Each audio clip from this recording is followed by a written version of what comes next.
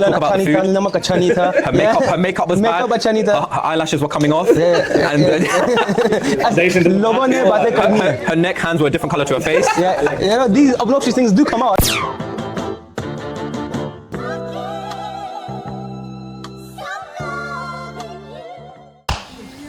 Okay, welcome back. Episode 3 of the Garden of Truth podcast. We've done another rotation. We got Vikas here and we got Atta here, both from Pakistan and both from Lahore. So, and including me, 3 from Lahore. All right, let's just get right into it. Atta wanted to know the questions before we started because he wanted to pre-prepare his answers, right?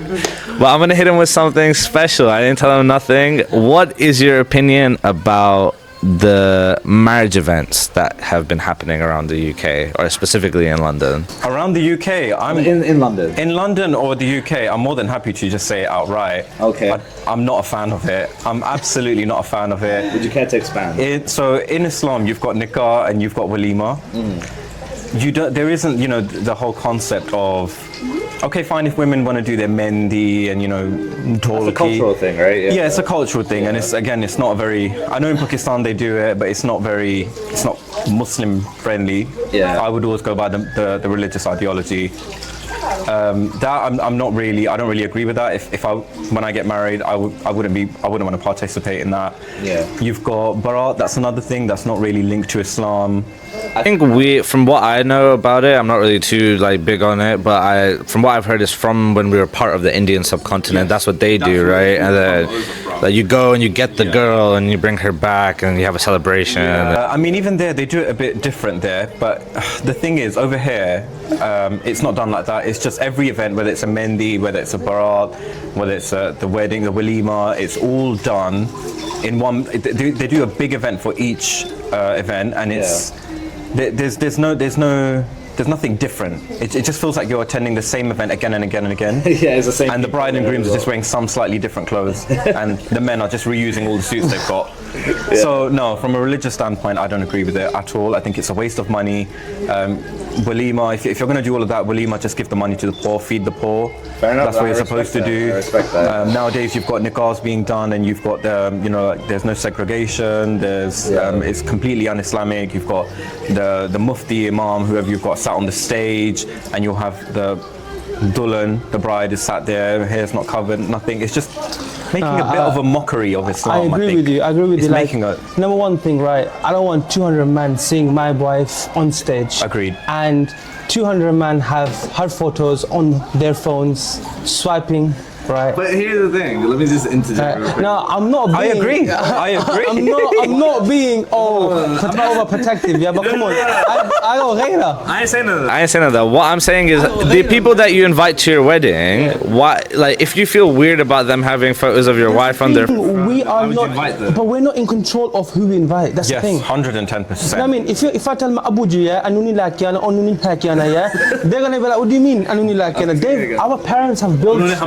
Exactly. Our parents have built a good amount of relationships across some time, right? Yeah. So they want to celebrate, and that's a community that they have made. I agree with that. Don't get me wrong. Yeah. But bro, there needs to be some sort of list, man. Like you can't have 300 people. Yeah, 300 people coming.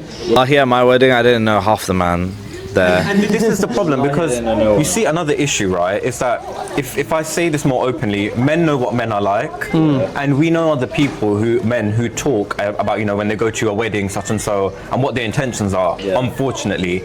So it's like, when it comes to the point where there's no segregation, and that there's men in general, the nature of men, not saying all men are bad, but that they're going to events and they've got that stuff on their mind, it just, no. Yeah. I know it's just showing off. But let me pivot back to the marriage events that I was talking about. Your opinion, I'm assuming, is similar to what marriage is like. You don't agree with it. It's not Islamic, and it doesn't do. I'm a minimalist in general, and even from a religious standpoint, minimalism. Yeah. But isn't that more on the individual? If the individual is going to these events with the sole aspect of, yes, I want to keep it halal, I want a marriage that is halal and it starts Islamically and it goes Islamically the whole way through, isn't it on that person to have the intention to go like, no, I'm not gonna go with like these bad thoughts in my brain or try and do this and try and do that and try and just get girls' numbers or do something like that and then not really pursue them like that, you know? So I mean, yeah, but you can't really control people in that way. You could, we can be in control of what we're doing and how we can steer the whole thing. So number one, segregation. That's one thing. And like Vikas said, you know, you don't want, you know, all these extra men taking pictures of the whole event. Likewise with women, you do like this thing. If you're in control of that, and you say we want to do it from a religious standpoint, we want it in line with values, and not just to show off to people. Cool, you know, do it. Bear in mind your extravagance, but okay, if you want to spend your money, then that's on you. yeah. But for the rest of it, I just don't think that. I don't agree with it. Again, like you say, it's down to every individual. But I think so. Because it was prescribed, that, you know, and said in the religion, something like that, you know, minimalism, feed the poor. Yeah. No extravagance. No extravagance. Yeah. Now look, the thing is, when she is 16, 17, 18, she's planning her special day when she's young. Every girl does, right? That she wants to wear that white gown, dress, she wants to have that car, she wants her husband to have that. Amazing. She's been planning them, my bro. Yeah. And in Islam actually encourages to celebrate things. And okay, fine. आजकल की लड़कियां, they don't want simple शादियां. That's the thing, bro. They don't want छोटी शादी हो जाए. I mean, we boys, we want something intimate, and there are girls that do want something intimate and light and small. But unfortunately, when it comes to the Pakistani culture, or maybe the Indian culture as well, there's nothing minimalistic. There's never. And I'm the eldest child, right? So my parents been planning my shadi since I was little, man. हमारा पहला है तो हमने इसकी शादी धूमधाम से करनी है.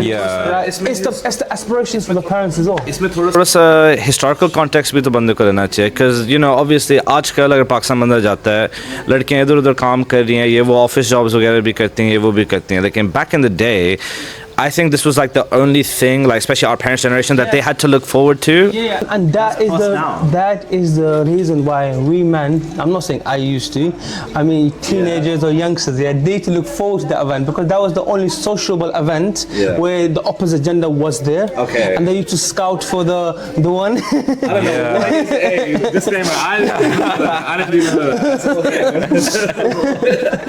I mean, we don't need 3 to 5 events. Again, we're living in a time of internet. You know, we're not sending letters anymore. Well, we're in that weird age where obviously you must have grown up without smartphones and stuff, because I did. I grew up without smartphones, and for quite a bit of my childhood. Early teens, I had a smartphone. Yeah, that's what I'm saying. So like that kind of world, even right before the iPhone was invented, was very different to the world that is. Yeah. It was. So quickly, things were different back then, but again, I think that there's a difference in like extravagance, and there's loads of reasons why you would do it the way you would do it. Again, like, you know, one, if you want to show off to people, or if you want to have it, you know, intimate and religious. And if you're saying religious, then it just boils down to it needs to be simple and minimalistic, because that's the way that was prescribed. Feed the poor, get your thing done, go home. Yeah. Do you need to invite the same people to your event 5 times? Look, when you're 6 foot down, they're still gonna chat shit about you. The food, they're gonna talk about the food. Her makeup was bad. Her eyelashes were coming off. And her neck, hands were a different color to her face. You know, these obnoxious things do come out, unfortunately. But look, I have had stories. A father had saved £50,000 over the course of 20 years. He had a minimum salary job. And he would splash out that £50,000 on his daughter's wedding. Instead of doing that, do a choti shadi and give that £30,000 so they can start their life. So they can have a deposit for a house. I agree. I agree.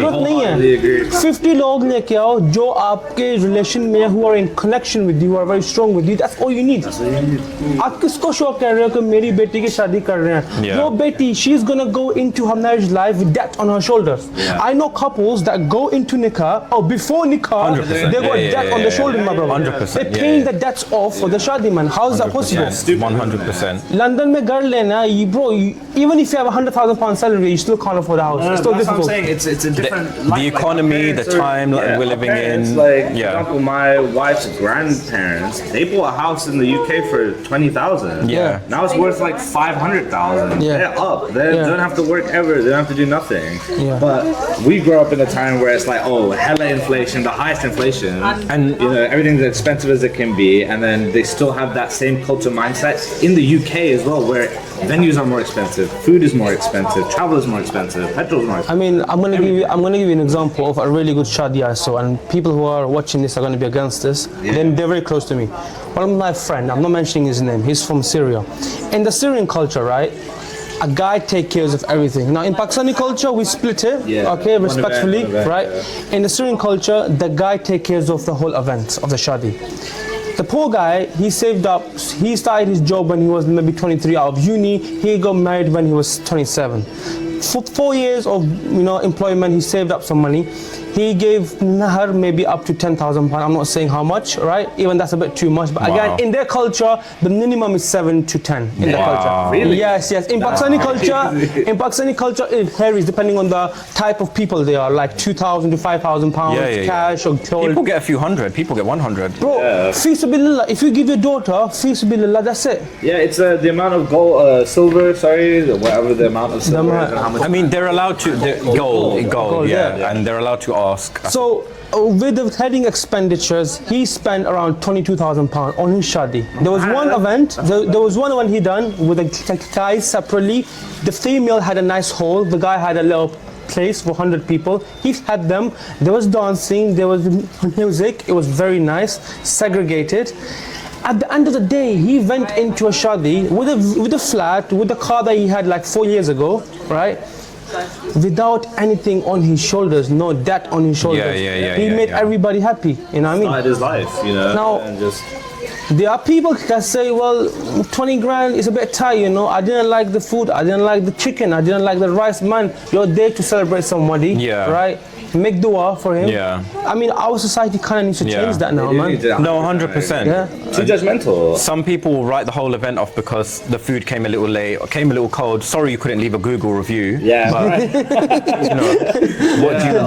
what do you want me to do? That's the last thought that comes into my mind whenever I go to somebody's wedding. Like, I would never think of being like, oh, I'm gonna judge the food. I'm there for my guy, you know. Like, I'm not there to. No, I'll be real. I've judged the food before. Like, I'll say it. We all do. You don't say nothing though.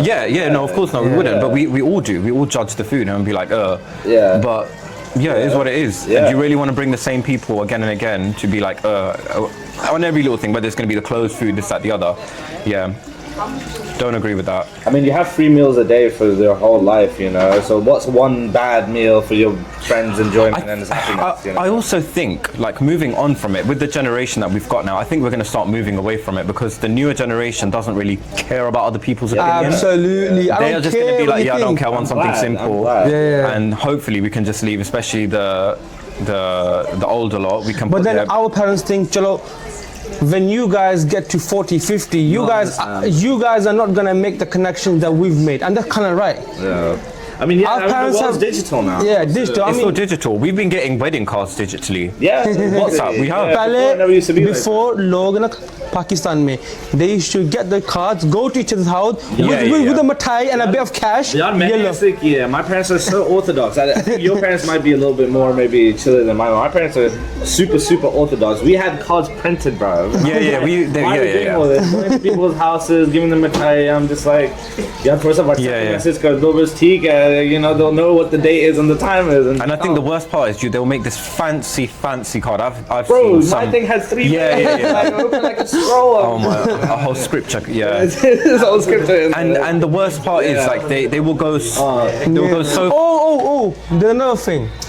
There's always the uncle that says, "Mera naam nahi likha shadi card ke andar." You know, at the end of the card, likha hota uncle ki family, ye family. There's always that person. Mera naam nahi likha, maine nahi aana. Mujhe nahi bulaya. Mujhe nahi bulaya. Now. Okay, moving on from marriage, I want to ask you guys: do you guys want kids in the future? Yes. Alhamdulillah, inshallah. Whatever's written, inshallah, what Allah wills. No pressure. Sadqa jariyah. No pressure. I'm just asking what you're. No, you put me on the spot. But don't see it maybe in 9 months, bro. What is this? Listen, mother-in-laws, they need to chill, bro. जब दोनों की शादी होती है, give them like 2-3 साल जरा सोचने को दो. मैं अपने फुफ्फा से बात अभी पाकिस्तान में हो रही है. When are you you having मैं बात kids? कर रहा हूँ वहाँ पे बम धमाके हो रहे हैं और ये कह रही यार तुमने पुत्र कब आने पुत्र कब आने मैं कह रहा हूँ तो worry about the chance. Yeah. Let me grow up first. I'm the putter. I'm not ready. I can't walk. But if you guys were to, this is a topic that I've seen bounce around. It's been part of America. It's part of, places in Pakistan do this. Everywhere in the world they do this. Homeschooling. Yeah. Would you ever consider homeschooling your kids? Absolutely. For the first in the UK you're allowed, by the way. One of my friends did homeschooling. Yeah. However, you go first. Yeah. I say yes. If I had a child, and if you're from Pakistani subcontinent, I'm gonna give you advice. For the first 5 to 6 years, usko घर में रखो, उर्दू सिखाओ उसको, English ना सिखाओ, उसको उर्दू लिखना सिखाओ, Arabic लिखना सिखाओ. Let him read the Quran. Let him understand religion. Emphasize the religion more than the sciences of this dunya. The guy will learn in year 7, year 8. I mean, year 7 is calm. Yeah. You start from year 7. Yeah, basically. You know what I mean? I didn't know nothing until I went to year 7. However, just to say that it has come out recently that there are lots of kids. I mean, given the time and the economy we're living in, both parents are working. A lot of kids in school are starting school and they are, I can't remember if it was nursery or so many grades below. They're not able to go to the toilet themselves. Wow. They're coming in nappies. And this is becoming a pandemic. This is becoming a really big issue. So now, because parents haven't got the time to give to their kids. So now you just opened up a conversation that's going to touch, it's going to touch nerves of everybody. Yeah. We live in a society where husband and wife are both working. And it's not a fault of society, it's just the economy like that.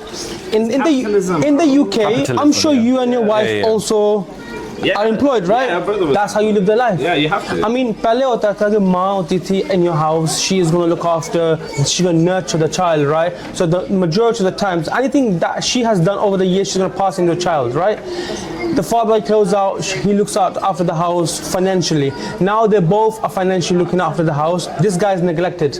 No, the child is the house. Yeah. Because that's what you're paying off all the time. And if you are now affording a nanny, the nanny is going to be now looking after her. So anything the nanny does, he's going to take from it. I'm a big believer in the first 4 to 5 years are the most developmental in the child's life. I actually did my first 5 years. Oh, first 5 years. 5 to 7 actually. 5. And those are the most instrumental years. That's when they'll pick up languages. That's when they'll pick up habits. And some children start talking from 1. Yeah. I mean, some children, they talk really early. I started speaking at 1. Yeah. Some children walk really early. I started walking at 9 months, bro. Same. I started walking at 8 months. That's creepy. No, I was 8 months. I was this tiny little thing, just little Chucky. Little